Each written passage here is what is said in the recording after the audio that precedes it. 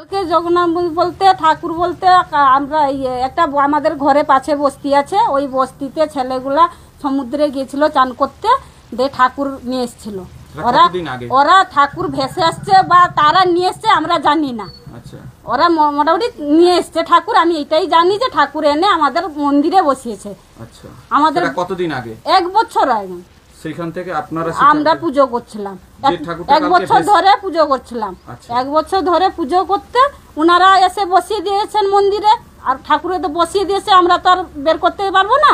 আমরা তুলে নিয়ে পুজো করছিলাম, পুজো করতে বামুন ঠাকুর দিয়েই পুজো করছিলাম।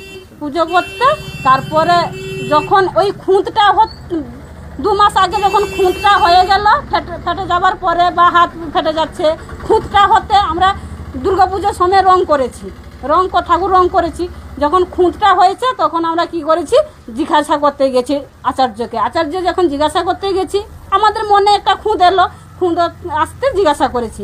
জিজ্ঞাসা করতে তখন বলছে যে ওই ফাটা ঠাকুর আর হাত ফেটে গেছে, মুখ ফেটে যাচ্ছে, রাখতে নেই। আপনারা একটা কাজ করুন, দুর্গা মন্দির, আপনাদের মন্দির তো দুর্গা মন্দিরে, মানে হ্যাঁ, না দুর্গা মন্দিরে জগন্নাথ ঠাকুর থাকতে পারবে না। তাহলে আমি বলে কী করবো, না যারা এনেছিল তাদেরকে দিয়ে ভাসিয়ে দিন। মানে তাদেরকে ডাকলাম আমরা, সেই বাচ্চাদেরকে, বস্তির বাচ্চাদেরকে, উনি কী রে তোরা এনেছিলি, তোরা কি নিবি? না আমরা নিব না। উনি তাহলে একটা কাজ কর, তোরা নিয়ে ভেসে দিয়ে আয়।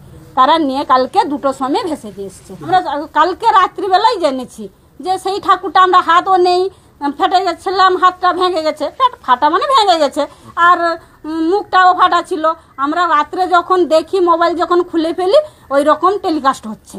না আমাদের নিবা সম্ভব না, কেন আমাদের দুর্গা ঠাকুর মন্দির, আমরা নিব সম্ভব নয়, যেহেতু ফাটা হয়ে গেছে। আমরা বুঝতে পেরেছি যে ঠাকুরটাকে নিয়ে বিভিন্ন জায়গায় প্রচার হচ্ছে, বাইরে থেকে এসে, এটা কতটা সত্যতা বলে মনে হচ্ছে? ওইটা তো পুরা মিথ্যা একদম, এটা সত্যতা নয়। কেন আমরা জানি, যদি দেখাতে পারবো, আমরা ফটোও আছে আমাদের বাড়িতে, আমরা দেখিয়ে দিতেও পারবো। কেন আমাদের তো ফটো তোলা আছে, পুজো করতাম, বামুন ঠাকুরও পুজো করতাম, ফটো আছে, আমরা দেখিয়ে দিতেও পারবো।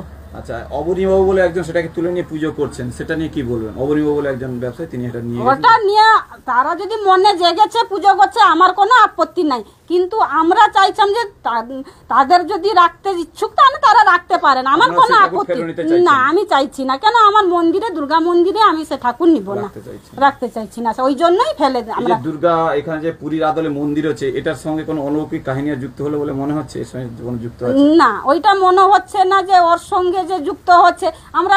আমরা ভাবছি যে ঠাকুর ভেসে এসছে, কিন্তু অ্যাকচুয়ালি বাচ্চারাতে ভেসে এসছে, বা বাচ্চারা হয়তো আর কোথাও কুড়িয়ে নিয়ে আসতে পারে। ওটা কিন্তু আমরা জানবো কি করে? ওটা বাচ্চাদেরকে জিজ্ঞাসা করলে ওরা বোঝা যাবে যে বাচ্চারা ঘুরিয়ে নিয়ে এসছে, বা হয়তো কেউ বসিয়ে দিয়ে আসছে, হয়তো বাচ্চারা ঘুরিয়ে তুলে নিয়ে এসছে। নামটা আরেকবার বলো। কল্পনা জানা।